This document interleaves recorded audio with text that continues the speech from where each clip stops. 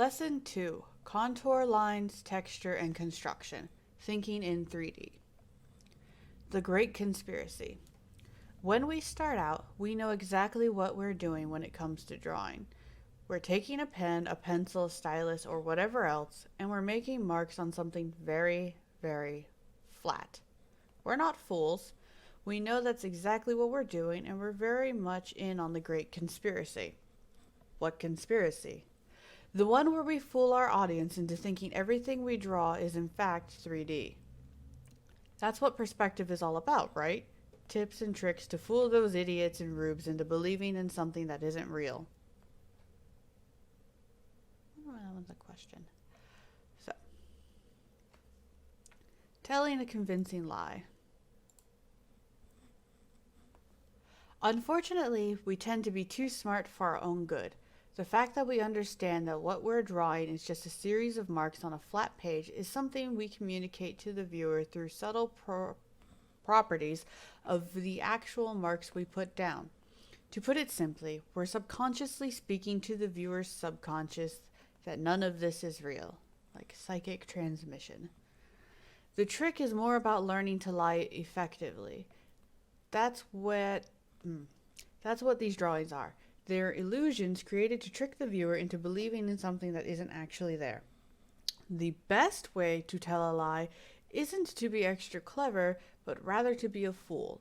When we believe in the lie we're selling, everything we say and do will reinforce the lie, whether we're conscious of it or not. It's this wealth of information all pointing to the impossible, and the fact that it all does it in a cohesive, consistent manner that makes this impossible thing believable. Aside from the basic technical skills covered in Lesson 1, that's ultimately what Drawabox is about. It's about taking students who are all too aware of what they're doing and gradually teaching them to believe in fairy tales. It's not something that just happens. It's not a truth that'll sink in the moment you're told, because there's no truth to it at all. It's all a lie. So when you're moving through the exercises in this lesson, and those moving forward, especially those where we're drawing actual objects like plants, insects, animals, vehicles, etc., we're not learning to draw those objects. We're learning to use them as a theme for exercises targeted at making you understand how everything you draw is three-dimensional, solid, tangible, and real. This is much more fundamental than learning how to draw a tiger or a Porsche. Don't make me draw a Porsche. I don't know what they look like. Alright. Exploring a 3D space. The first thing we need to do is get used to the idea that the space we're drawing in is no longer defined by the flat piece of paper. This page is instead a window, one that looks out onto a vast three-dimensional world that continues on even where you cannot see. When you look out a window of a building, you know full well that what you are able to see is not the entirety of what exists out there. Think of the page as being the same.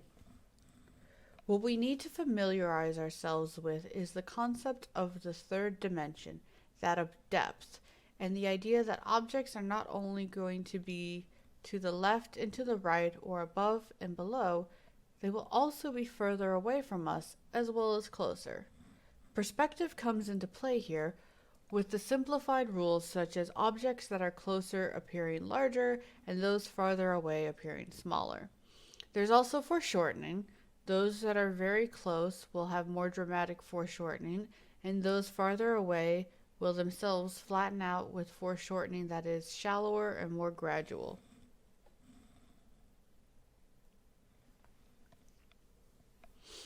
Contour lines.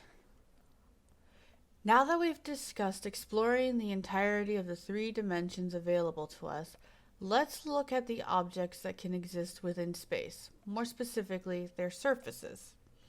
Contour lines are the marks that run along the surface of an object. In doing so, they provide our eyes and brain with valuable information describing just how those surfaces themselves flow through space. For example, let's imagine that inside our 3D world there exists a piece of paper, and on that piece of paper there's been made a single straight line down its length. The paper is flat and straight, so the line still reads as visually being straight. But what if we were to take that piece of paper and rolled it up? Now that line, as we see it, would be curved, wrapping faithfully around the cylinder we've created and describing to us the transformation that piece of paper has undertaken, from being flat to cylindrical. That is what a contour line does.